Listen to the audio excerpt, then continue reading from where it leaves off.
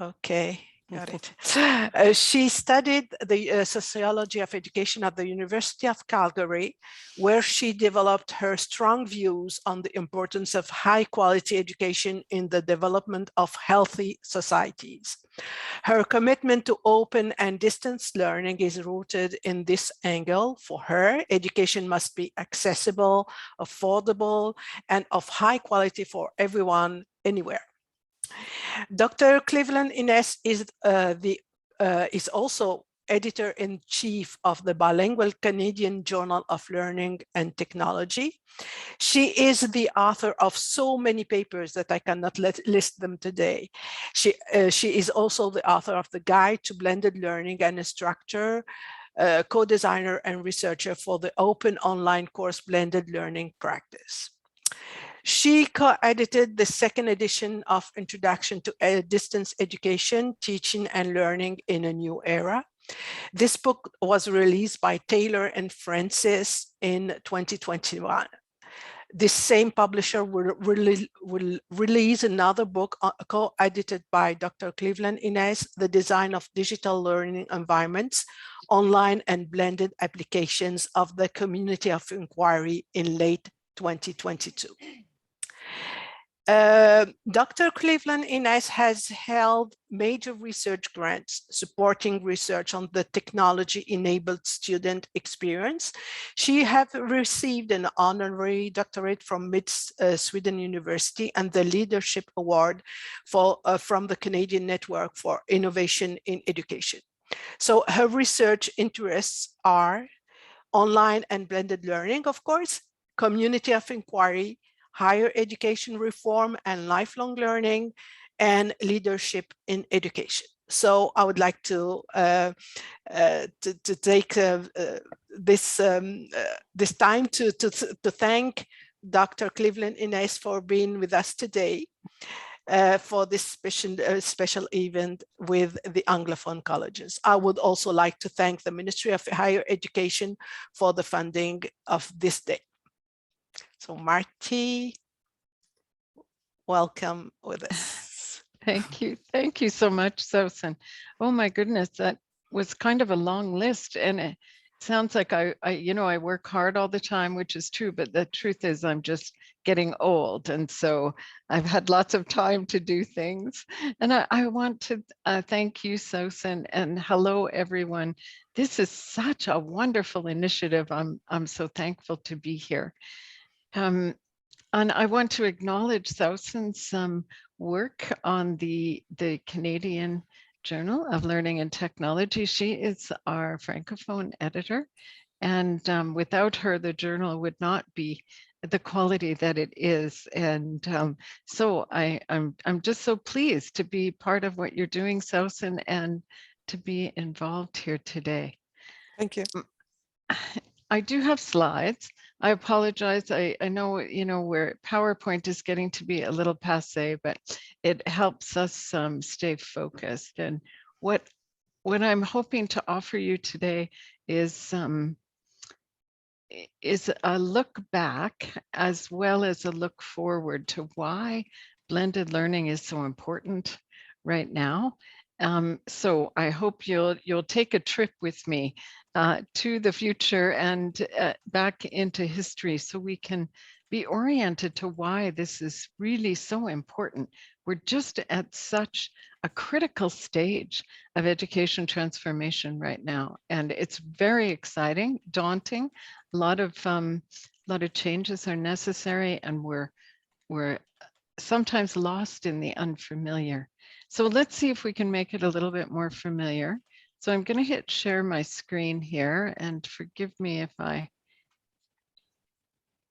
have to play with the technology for a little bit.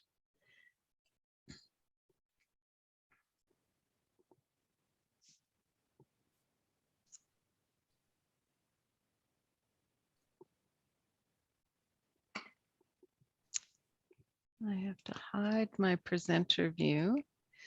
Okay, so want to make sure, that it just dropped off. So let's see, I'll try again.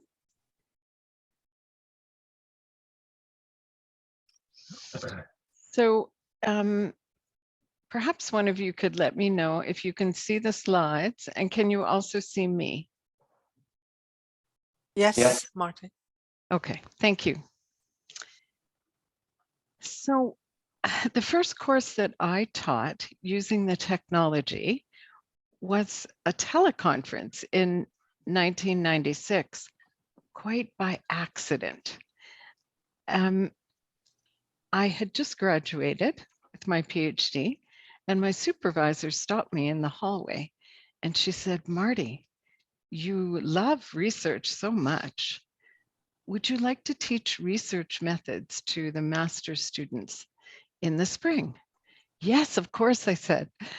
I was just delighted to have the opportunity.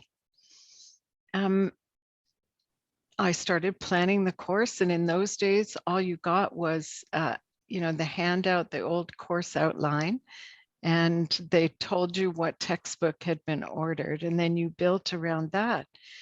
So about 2 weeks before the course was scheduled to start, I was stopped in the hallway again by one of the administrators who said, "Has anyone told you that that course that you're going to teach is being offered by teleconference?" And do you know what I said? "What's that?" I didn't even know what they were talking about. In those days, we hardly had email. So they did the best they could to explain it to me. Off I went to the studio where all of this took place. It was a new medium for me and for the students. None of the students had studied by teleconference before either. The university where I studied had decided to extend its reach and offer the graduate research methods course via teleconference, never before done at this institution. So I started looking for things that would be familiar for the students. And I wanted us to have a relational opportunity through this mediated experience. I also needed a way to communicate with the students that who were at a distance from me on purpose, not necessarily what they would have wanted, but they were at a distance. So I managed to get everyone hooked up to email. We connected during course times, so the lecture times, what was called lecture times in those days, and we communicated by email. The students asked if we could at least meet once to face-to-face. And so I asked the university if we could do that, and they said no. I said, "No, this is a teleconference course. You can't meet face-to-face." Well, the students were insistent, but the university wouldn't give us any space, so they asked if we could all meet in a restaurant. And that's what we did. It was an experience to remember for me and the students. But for what we were graced with at that time was a clear idea that what we were going to have to do, because we were involved in a mediated environment, was find a way to connect with one another. And that experience allowed me to use what was available to create an engaging, accessible, and meaningful experience for me and the students. And we did that together. It really was a joint design and delivery experience. So I've been working with student-centered, multimodal, technology-enhanced, community-based teaching and learning ever since. Learning technologies and the information explosion, access issues have continued to grow. All combined, it's meant that the need to revise teaching and learning has increased proportionally, even before we had a pandemic. These learning environments, once limited by space, time, and simple technologies, are no longer constrained in the same way. Now, our current pandemic, I'm not sure it's over yet, has taken what many of us have been experimenting with for decades into the limelight, the good and bad. Blended learning is so named to represent education evolution that's now become an imperative. And when we say blended, what we were talking about is taking the old ways of doing things that weren't all bad and blending in the technology. That idea of blending, of course, has also evolved. Blended learning in concept and practice has changed over time. So let me share my views on the opportunities for and the constraints for implementing blended learning, past and current, with consideration of future possibilities. Now, if the forces are with me, I'll be able to change my slides. There we go. So I want to talk briefly about the post-pandemic. Can I ask if someone, was that just background noise, or is there a mic open? I'm getting oh, it's gone now. Anyone else getting an echo? No? Okay. And you can hear me, okay? Sausan, I can still see you. Yes? Good. So I want to talk briefly about the post-pandemic context and then put it aside. The pandemic highlighted that one-size-fits-all education approaches fails to address all student needs. Higher education's mostly, we'll call them adult learners, value the convenience of connecting with classmates and instructors online during times of their choosing. Well, this is only a benefit where issues of inequality, like poor access to the internet, lack of financial resources, and the needed digital competence is addressed via multimodal learning opportunities, financial support structures, and orientation to how to learn online. So the emergency online education that we had to do during the pandemic used what I've called blunt-edged instruments without attention to diverse student needs and program uniquenesses. The pandemic takeaway, however, is the importance of preparing all students to learn, whether online or in a physical classroom or both. Technological tools combined with independent and joint working opportunities should be brought back to the physical or hybrid classroom in conjunction with online pedagogical approaches. So as soon as we say blending, we're talking about online learning as well. And it is best designed when pedagogical models different than the more teacher-led, content-centered approaches of traditional lecture-based delivery are used. Blended learning requires new approaches to teaching and learning. Online models drawn from more active, constructed, learner-centered, flexible approaches to transfer have to be available in blended learning. Now, let me say this, because I've been talking about it a lot, and I hope it makes sense to you for me to say this. It's online learning has opportunities within it and emerged out of distance education models, because you do have a transactional distance. So those models were much more learner-centered, interactive, or at least we focused on ways to connect. Because we were at a distance, we looked for flexibility, new ways of doing things to try and make this distance thing work.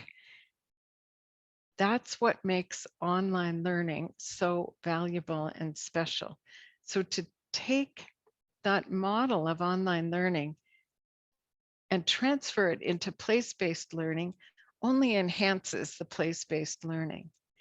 But to take that focus on content delivery, teacher-led, lecture type pedagogies that are so traditional and part of what we all grew up with and we're used to move that into online environments diminishes both. So I hope that through what we're going to talk about in the next few minutes, and of course throughout your day today, that you will recognize that without a new pedagogical model, blended learning doesn't fare particularly well. And if we didn't learn anything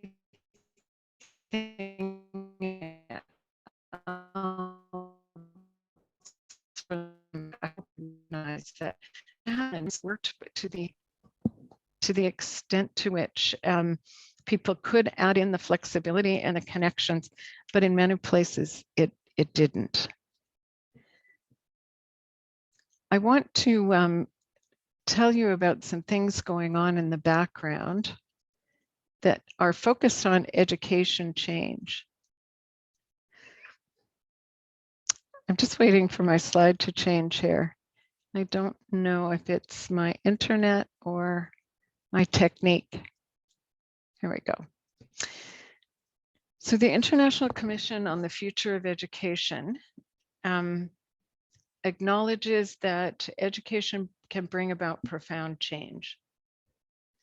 So right now we face the dual challenge of making good on our so far unfulfilled promises to improve quality of education for all students. But they say that we're also realizing that the transformational potential for education has to come not just changing our education to make it fit better for society, but rather changing our education so those students that we graduate can fit into this changing digital globalizing society, but can affect it as well. So it isn't just preparing students to fit into what we know is a new and changing society, but rather prepare them to work on that society as well. And those digital competencies that you have already talked about and being in these online spaces with blended learning are going to be an important part of that. They need to learn how to be a real person throughout that, a citizen, a worker, a teacher, a learner. So I give you a quick quote from this document, and I do encourage everyone, no matter what your discipline, that you take a look at this reimagining our futures together, a new social contract for education. I quote, "The pedagogical development of teaching in higher education, the professoriate, also requires transformation. It isn't just using the digital tools or having that competence. University and college instructors and professors have much to gain by committing to collaborative planning, teaching, and support of student learning. Pedagogies of solidarity and collaboration are no less crucial in higher education than they are for children and adolescents. In fact, they take on even greater relevance for the emerging generations of professionals, leaders, and researchers that universities aim to produce." So the call is for us to change education, not only because now we have technology to use, but because the world has changed and is changing, and we want our students to be ready to exist in that changed environment and to change it as well. I also want to share this this document with you because they are so focused on blended learning as a particular solution, which I see you're doing as well. This is from the Council of Europe Higher Education, where they have endorsed blended learning as a way forward. In this edited volume, in the higher education response to COVID-19, they say they want to build a more sustainable and democratic future.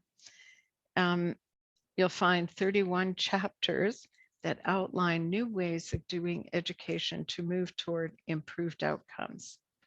So I recommend it as an inspiring treatment of the many socioeconomic issues potentially interfering with education and remediating education.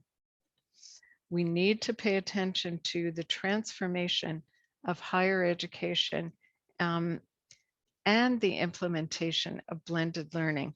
They are working together in a significant way. So I want to play with the temporal sequence a little bit. We're talking about current at the moment. Let's take this opportunity to look into the future.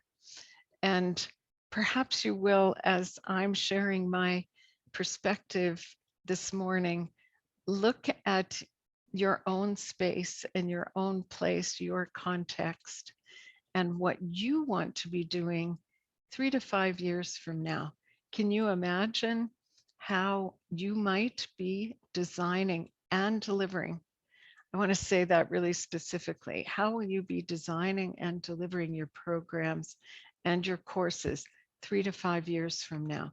If we take that long view, then we consider what we might have to put in place to get there. I say design and delivery because we seem to have a lot of focus on design. I've been doing a lot of universal design for learning lately, and it's very focused on creating the design with less attention to how you prepare the students and the teachers to make sure they can deliver in that environment. Can they learn? Can they deal with the kind of new assignments that are coming along? Can teachers engage with students in more meaningful ways rather than just focus on the content?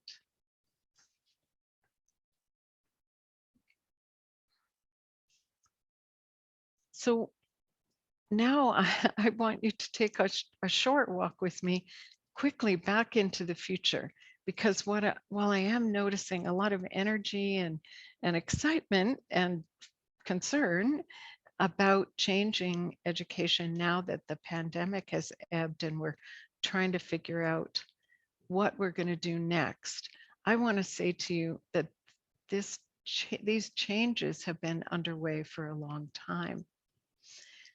So for example, so let's look back 20 years ago where Ickenberry said, he's talking about universities, he said, the way we organize ourselves, our policies, our culture, what faculty do and the way we work, and those we serve have to be reconsidered. Dahrendorf, who is a philosopher, was much more critical. He called us stagnant universities that are expensive and ineffectual monuments to the status quo. And he said, oh, we're really status quo anti. Yesterday's world preserved in aspect, which is, if you don't know that, it's Jello. He said, we're stuck in Jello. And then Pond, I like this quote too, at the time, now this is just early 2000s, he said, the purpose, the methods, the population for whom education is intended today don't bear any resemblance to those on which higher education is formally based. So it was a call to do better. This is the work of James Duderstadt. He was the president of the University of Michigan and quite a pioneer in education change. He said, we have to consider the impact of many things if we are going to make a higher education that's better. So while we're talking today about blended learning and the transformation that that involves. Don't forget that in the midst of all of that are all of these other things happening at the same time. We have, we are still dealing with the information explosion and the quality of that information, of course, dealing with globalizing, with the costs, with the new requirements for competence like digital competencies. And the demand for increased quality of teaching is very high. The students are changing, we know, etc. So what I want to add to what Duderstadt said when he went around to everyone saying, look, this isn't just one thing. It's a lot of things and we have to pay attention to all of them. I want to add that when you're doing one thing, for example, like looking at new designs and delivery for blended learning, you might want to look at these other things simultaneously. That, of course, you're doing a lot of this anyway, but to make sure that we're mindful of the fact that we're in a context where the students are changing and costs are an issue and technology needs to be accessed and supported. Okay, now I'm going to make the shift over to talking more about the pedagogy and getting to the community of inquiry that Sousen wanted me to make sure I talked about. So John Dewey, who's a well-known education philosopher, was convinced decades ago that education had failed because it was guilty of a category mistake. What we've been confusing, he said, was refined, finished end products of inquiry are what really matters in education. But that instead we need to get students to be active and to learn solutions and investigations and engage in the inquiry themselves rather than being given things to think and knowledge just for them, of course, that we encourage them to work with, but getting there has to be a main focus of our process. And I go back to Dewey because I think when you're doing your blended learning, if you consider that it's relational, it's engaging, it's meant to walk students through processes of learning with the content rather than focus on getting them to master just the content. They need to master the processes as well.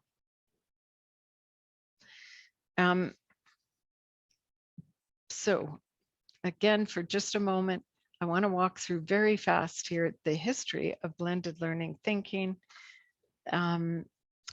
Randy Garrison has been my mentor and now is my colleague and my friend. He wrote an award-winning article with Heather Kanuka in 2004, where they started to talk about the transformational opportunities in blended learning. And the reason that they felt it was transformational was because it supported a way of engaging with students much different than what we were used to in higher education. They also said, though, that at its simplest, it can be simply a thoughtful engagement with our students, not just trying to get them to engage with the content, but to engage with each other and with the instructors.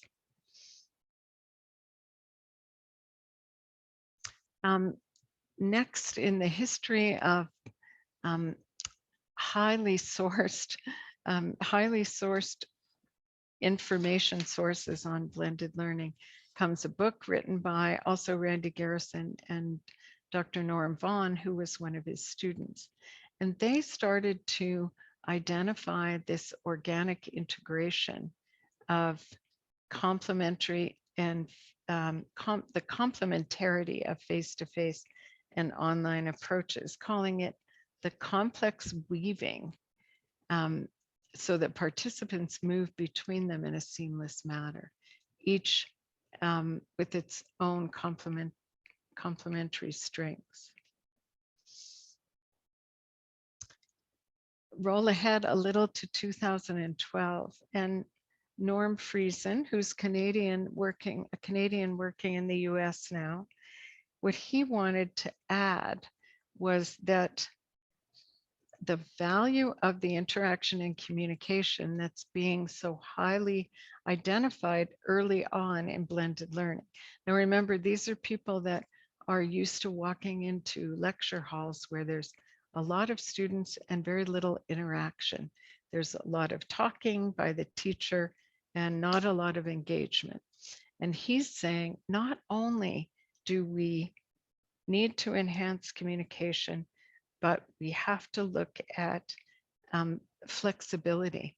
We have to look at the opportunity that having technologically mediated engagement as well as face-to-face engagement gives us the opportunity to offer. He's starting us down the path of multimodal delivery, adding all kinds of different ways rather than just a talking head, reading and listening, that we're doing other things, more active engagement, dialogue, project-based,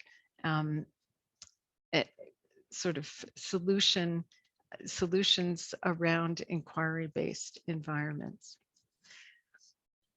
I would encourage everyone to take a look at this document. It's written by Stefan Rostinsky, someone that I work with in Sweden. And he's identified something that we also need to attend to, and that is blended learning is a contextually constructed environment. And what he's saying is, don't get models and impose templates.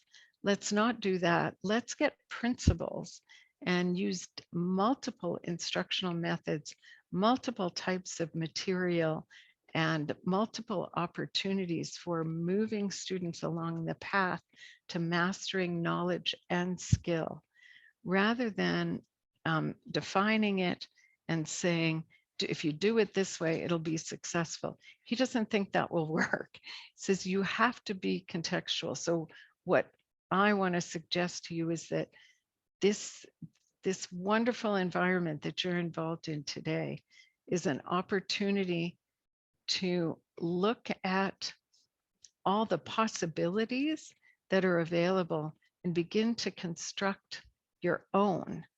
You put the pieces together like a wonderful mosaic, a tapestry of individualized, varied pedagogical and technological engagements so that it works for your students in your situation, in your subject. And then finally, I encourage you all to, if you haven't already, to look at the International Association of Blended Learning. They're picking up on what Friesen said and carrying it on, and what Rostinsky said and carrying it on, and saying, we want to provide the learners with well-planned, well-managed, well-structured, teacher-facilitated, interactive learning environments that I'm going to add are uniquely and contextually designed, where high-quality content, activities, and experience are customized to the learner's needs and preferences, unrestricted by time and location. So here's some more questions for you to reflect on. I'm going to take a pause here, Susan, and I can't see my clock because I'm sharing a screen. So how much time do we have? Shall we stop for a moment, take a breath, and look at some of these questions and talk about them? Or shall I carry on and we'll do that at the end? Laurelie, what do you prefer? The session is scheduled to go till 10:15, so you have 40 minutes left.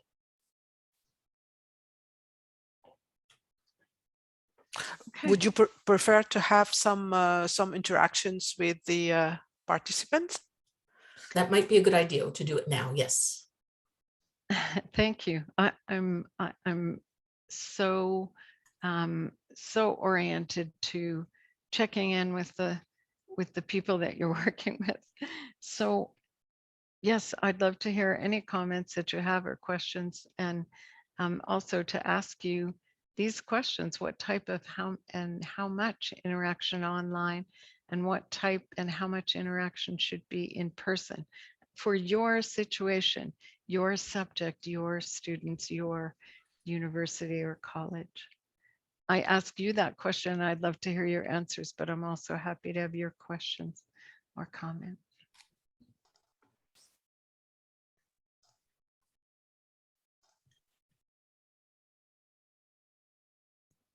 Yes, So Fis, why don't you go ahead? Hello. I just Hello. wanted to say that something you made me think, you said something very interesting when you talked at the beginning about creating a community. And I just thought that when we went back to teaching face-to-face, the reality is that a community is not created automatically because we are face-to-face in the classroom. So I think that is really the point that I have to think about and learn from you. So thank you. That's it. Oh, thank you. Absolutely. The development of a safe space and activities that have students talking to each other and the instructor is a critical piece, I think, to a new education. And what better ways to reduce prejudice and teach conflict resolution, because humans bump into each other when they're doing things together, because patience comes with understanding. And if we get to know each other better, not just by sitting side by side and struggling through mastering content, but working through things together, sounds ideal to me. Diane, go ahead.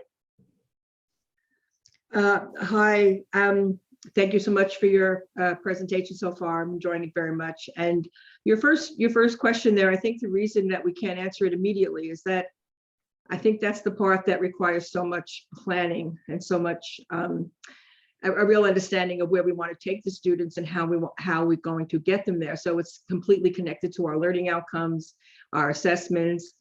And I really can't answer it until I've got that mapped out. And then like how much, then my decision, of course, enters the ring with how are we going to get there? What are they going to do together? What am I going to do alone? What are they going to do alone? So that's the reason we can't go, 20%, 50%, we can't. Like, I don't know that we can answer it right now, but it's certainly a very, very important question. And one of the reasons we do spend so much time, I think, trying to help each other with our course design and the type of thinking that has to go into that.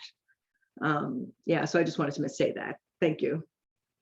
Thank you. So can I ask you, if when you look ahead to that 3 to 5 years from now, are you saying, I know it'll be different, but I can't say how it will be different yet? If you're asking me, the answer is yes. And Okay. Certainly when I began my blended learning journey, I knew it was going to be different, but I did not know how it was going to be different.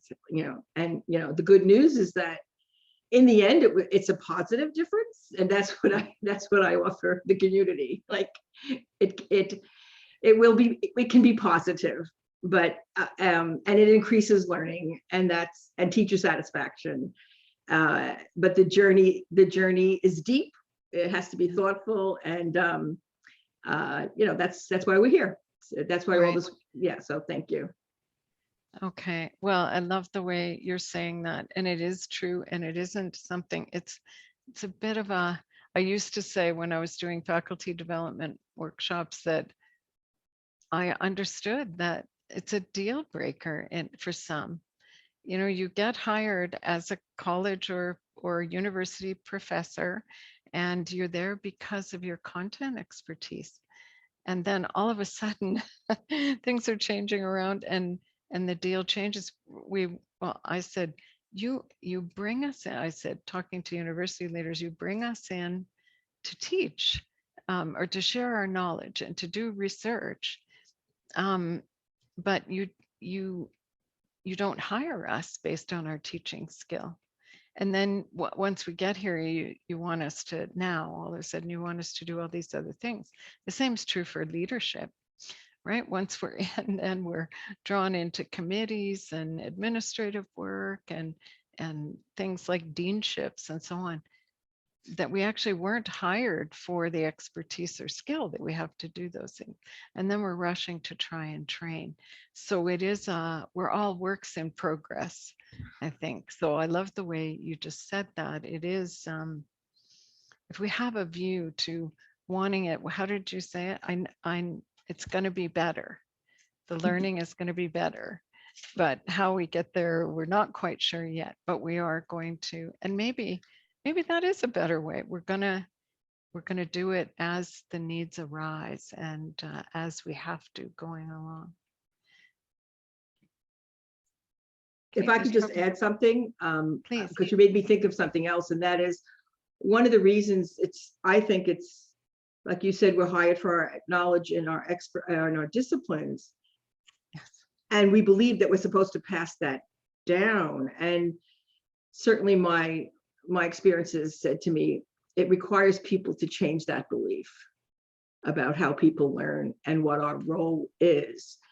And we are really talking about getting at that core of people's beliefs, and even students' beliefs. Students believe that the professor's job is to fill them up. So you've got two gigantic populations that need to change what they believe. And I believe that's what's taking so long. It's very hard. We don't like to change what we believe. Anyway, we're back to you. We need to hear from you. Thank you. Well, no, I think what you said is just so important, and it's a great frame for me, because you're absolutely right. And I know that there are things that we could do, and I'd be happy to come back actually and help. I'd be happy to come back to talk about the steps of moving into a community of inquiry. And actually we have two wonderful assessment tools now for the learners and the teachers that help identify how much of the work that needs to be done to build a community of inquiry are you already doing, because some of it's already being done. So we can do that. But I also know from lots of experience that doing that before those beliefs are examined and that background is considered, it doesn't land very well, because people don't really understand why we're saying, you know, we need to move to a model of deliberative dialogue instead of debate. It's a safer way of communicating. So anyway, my point is just that I loved your comment. I think it's beneficial to us to think of that. Attitudes, right? Beliefs and attitudes toward teaching and learning need to be adjusted. Sorry.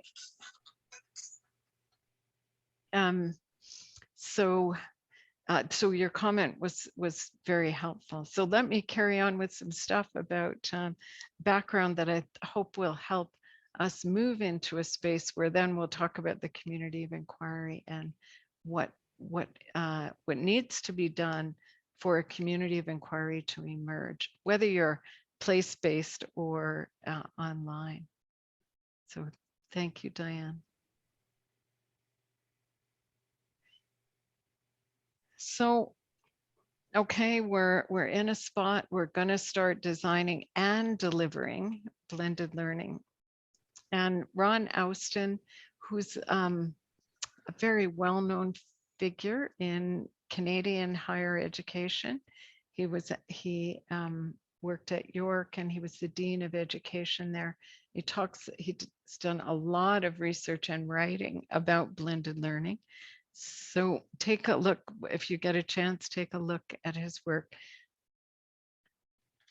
I said a few minutes ago that Stefan Rostinsky is one of the ones that's really been hammering on the constructed blends, right? You need to have a whole roster of stuff to draw in and put into place to have the best blend for your environment, for you as a teacher and your students.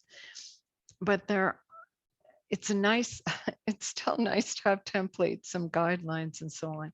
And they had a nagging question: what proportion of time when you're blending should be devoted to online activities as versus a face-to-face? And they asked the question, does it matter? There's no simple answer to the question because other factors have to be taken into account. I hope you can hear me. I'm getting an internet is unstable. We're good. Sosin, you're nodding. Okay. Okay, vi fortsätter. Thank you.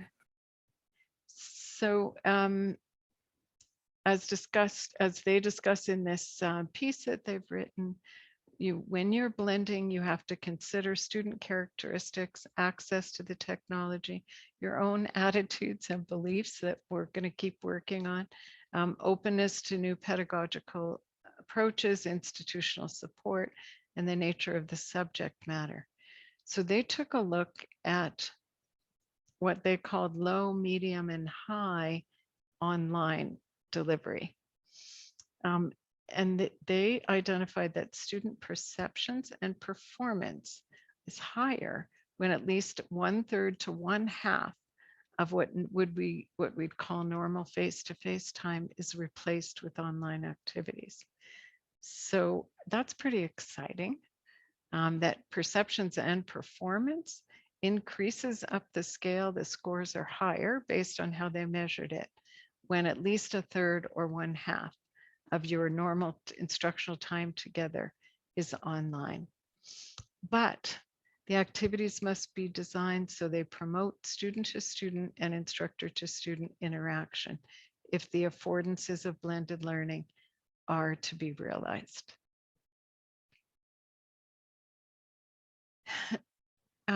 These studies, of course, were done prior to the pandemic. So some of this information some of these attitudes have likely shifted.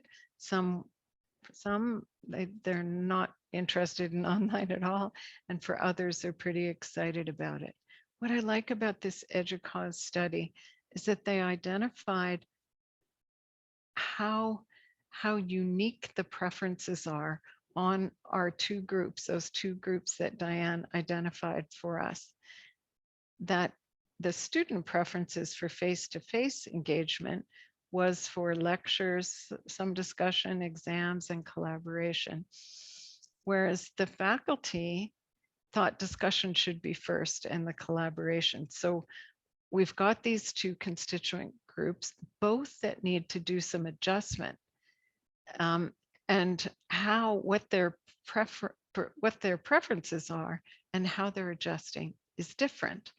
That needs to be kept in mind when we're blending. Understand that as you move into what is not necessarily normal and maybe unfamiliar, that you need to build into your blended design the opportunity to adjust to the kind of work that you're doing. How familiar are the students going to be? Some of the students would rather be passive learners. Just let me get through this course, give me the stuff and I'll feed it back to you. And that is true. And how much you're able to change that varies significantly. This difference that we know, they also noted for things that were going to be online, there's a little bit more agreement here, and their the N in this study was in the thousands and thousands. They talked to many students, many faculty. We did get a little more agreement between students and faculty here, saying they would rather have online exams, quizzes, and tests. But then it shifts from there. So my point with telling you about this research is that what the students want is not necessarily what's most comfortable for the instructors, and that it's adjustment. There's adjustment going on both sides.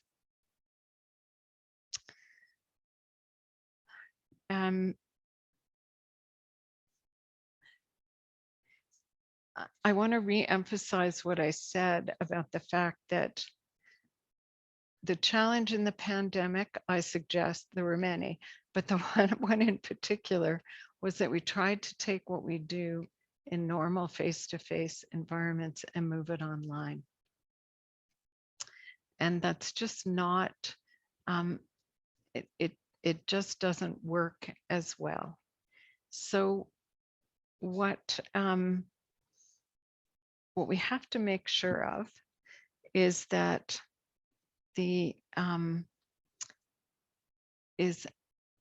blended learning supports flexibility and personalization for students, giving them the greatest opportunity and empowerment to learn in their own way and at their own pace where that's possible. And that in this particular study, that activity monitoring by the teacher, maybe through learning analytics, that's a whole other workshop, but other ways of monitoring activity by the teacher is a way to keep. So now you're not just assessing content outcomes, you're assessing engagement and processes as well. It took me a while to get to a place where I could assign marks in the graduate courses I was teaching for effort or engagement or activity. But once I did that, and I'm always very explicit with the students about what the teaching and learning model is in my courses. If you give credibility and credence to those learning activities, they can learn to value the activities themselves, learn about learning, so that, and they get marks for doing that. And they know then that you're not just looking at whether they're smart or not, whether they're knowledgeable, whether they've got to the learning outcomes, those things that the accreditation bodies say we have to do. Of course, that's important. We're not setting that aside. We're saying the more the students are engaged, the more likely we are to get deep, sustainable learning. And this group, Beams, etc., and colleagues said well-timed feedback balanced with supported learner independence is the keystone of successful blended learning. And I'm going to say it's critical to the online portion of blended learning.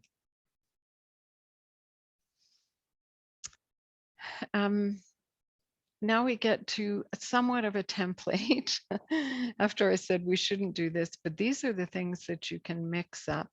Booleans and this group identified the 4 key challenges to design, and I'm going to say delivery. And these were identified in a systematic literature review.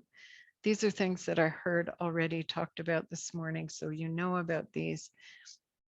You need to make sure there's flexibility. Well, what does that mean? It means that timelines and activities and boundaries that are going to be needed should have at least some room to move if it's necessary. So you might give choice around assignments. You might offer a range of assignment deadlines. So I say to students, in my schedule, I can mark here. So that means I have to have your papers within this range of time. You don't all have to send them the same day. You all have different lives and so on. But there can be some flexibility when you send it in. They have to be in, but this is the drop dead date. And then I'm going to start marking. The flexibility around assignments. You can offer whatever's appropriate for your particular group. Can you offer short essays instead of a multiple choice exam that you go through with a word search, some word search software? That's another conversation. Whatever flexibility you can creatively think of and that the students may ask for.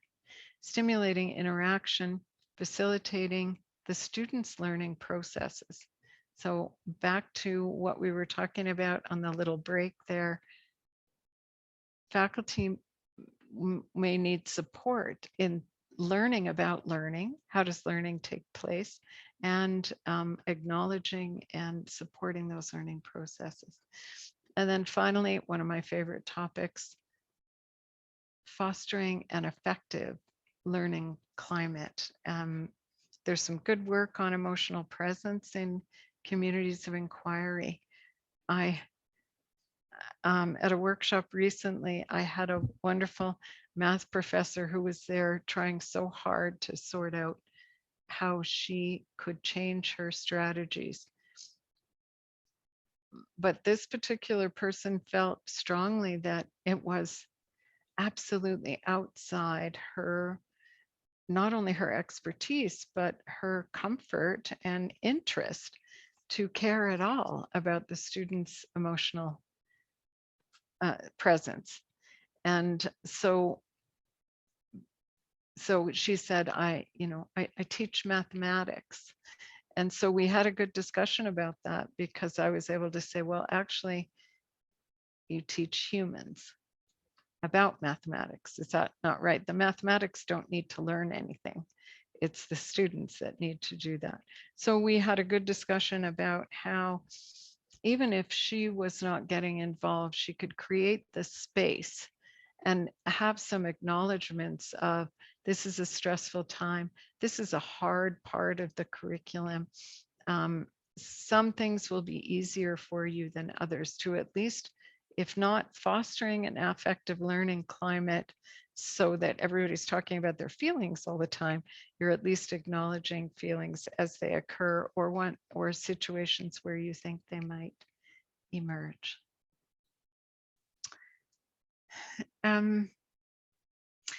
Okay, the community of inquiry, which has many pieces to it, is about 20 years old now. It's been cited thousands and thousands of times, researched and applied in many different ways. And again, to consider your background, your space, your context. In reference to this model, I just want you to know that it's been identified and acknowledged as one of the most important pieces of pedagogical information for technology enhanced learning. And I say that because I like what, this is work from Boskirk, and he said, the pivotal contribution that has emerged in turning points are things that have strong theoretical roots. And the community of inquiry, while it is quite applicable, the most important thing about it is its very deep roots in terms of theory. And he said the value of the COI lies in its potential to provide effective learning experiences in computer-based online educational spaces. And that value is identified through the theory. So here's what the model says. Too bad we don't have a polling device here, but I want to take a quick look at this, and then I'd like to hear from from any of you who I know I heard that some of you are using it already. I'd like to hear, after we look at the different components, I'd like to hear how you're applying it, what's working, what isn't. So what Randy Garrison, Terry Anderson, and Walter Archer said all these years ago now, that in order to bring a group together in ways that are meaningful for humans and offer them a deep learning experience, we have to have these elements.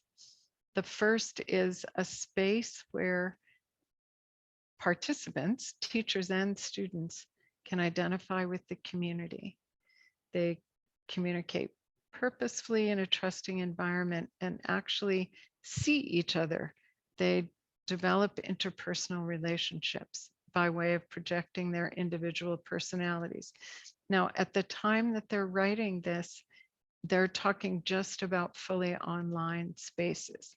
So this was the way they were seeing as bridging that transactional distance in a mediated environment, right? You're not right there. You don't get the energy and the feelings of the others. You're not seeing them. In those days, you couldn't even see faces and so on. They also talked about a cognitive or thinking presence. It's the extent to which the learners are constructing and confirming the meaning around the knowledge through sustained reflection and talking, discourse in a critical community of inquiry. And by critical, they wanted through this social presence to create an environment where students could say, well, why is it like that? And who says that physics plays out like this? How do we know that this is really true? And then finally, the third element is teaching presence. There's a reason why it's not teacher presence. And it doesn't mean that the model dismisses the importance of an instructor of record or the power that you have as a teacher because you get to assign grades, but it's to share in the design, facilitation, and direction of social and cognitive presence with the students, with the other community participants, for the purpose of realizing personally meaningful and educationally worthwhile learning outcomes. So here they identify how valuable peer teaching can be. They identify how that flexibility that we talked about earlier, that's so important to blend it, especially online, is the opportunity of giving students choices. So what happens in a community of inquiry is the students are there building the course with you. Doesn't mean that you don't have responsibility and you don't dictate that there has to be assignments. We have to meet these learning objectives, but the how becomes a communal engagement. That's the critical piece of a community of inquiry. I just want to add here quickly that I've recently been working with some groups that want communities of inquiry to frame their workplaces as well. So it isn't just for teaching. And what we did with this group was we changed teaching presence to leading presence. So you share the lead as well. So you together design, facilitate, and direct your work environment as well. Okay, so back to the teaching. Each of these presences, these elements that are multifaceted and have to be designed and delivered, have subcategories. Social presence requires that students feel comfortable openly communicating, that there is a sense of group. How does that happen? Well, a group is like any other structure that's created. It's strong to the extent there are connections among the different pieces, in this case, people. So you get group cohesion to the extent that people know each other and are connected. And then finally, there's a chance for interpersonal expression. Personal, not private, not private. And we don't ever want to get into a space where even talking about affect and emotion, where we're in the role of therapists or counselors. It's not that, although that does happen to us, doesn't it? We end up working with students who are having to acknowledge students that are having difficult times, and we do that. And I've been in courses where students break an arm or get sick or have children who are sick. And this social presence thing is a way the other students, I'm sure you've all seen this, where the other students step up to help out. Cognitive presence is broken down into 4 elements that make up what's called a practical inquiry process. There's a stimulus, catalyst, or trigger event. Then you make time in your design to explore what's the concept that's being introduced. Then you work with that concept to integrate it with other things that the students already know about. And then finally, and this is important, you close the inquiry. Even if you're not done, you say, you find ways to say, what did we learn?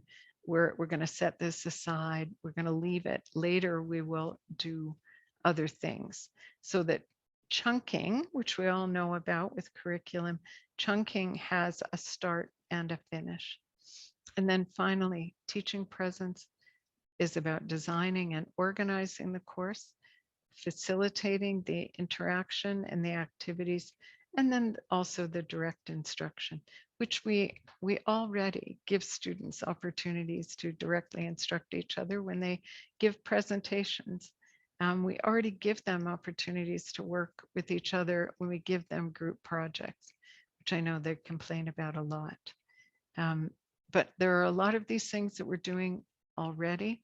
If we pull them all together, make sure the students are aware that this is what we're trying to accomplish, and give them lots of opportunity to contribute to it, then a community of inquiry will emerge. So yes, here's the link to our guide to blended learning. It's open source. In fact, we've run this massive open online course now 7 times. We've had thousands of teachers, educators, even some students go through it. Everything in it is open source. So you're welcome to go to that website, take a look at it. We're waiting to hear from the Commonwealth of Learning whether we have funding to do it again next year. I hope so. You'd all be invited, or you are welcome to any of the material that's available in the course, the readings, the lectures, the design. It's because we're working with the Commonwealth of Learning, which I appreciate very much. Everything has to be open source and freely available. We designed this MOOC based on a scaled version of the community of inquiry. So how did we do that?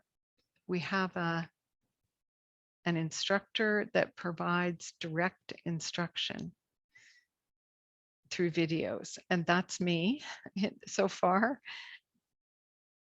What I did add to those videos of content was process points, things to do to enhance your learning. I recommend that anytime you're doing lectures or you're doing videos and you're focused on the content, weave in there questions, encouragements, things that the learners can do.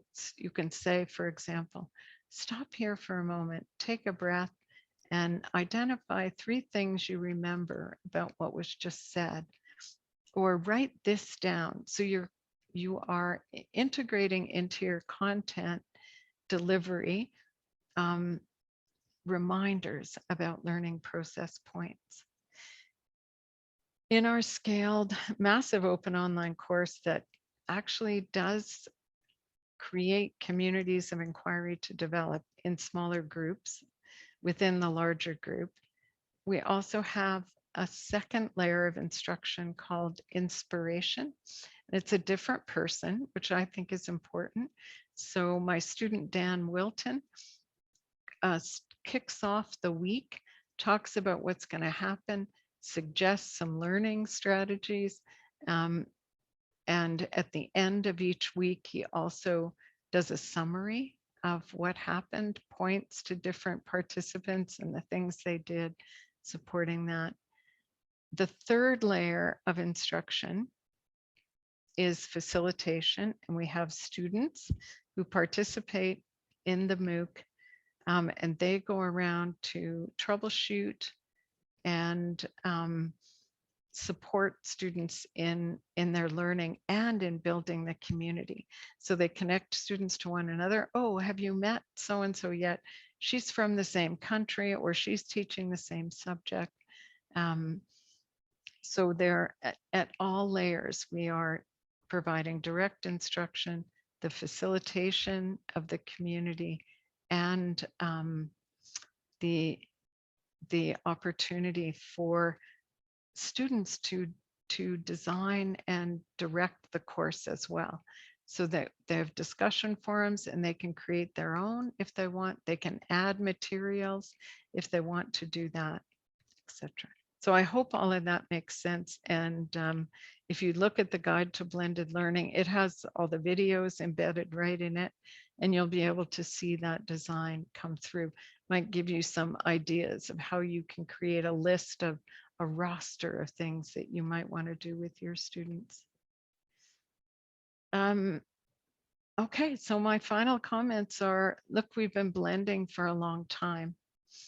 Now it's become more of an imperative and more complex, with vast opportunities, combinations, and permutations of teaching and learning activities. We need a roster of guiding principles. So I'd love to talk to any of you who would be interested in working on such a project.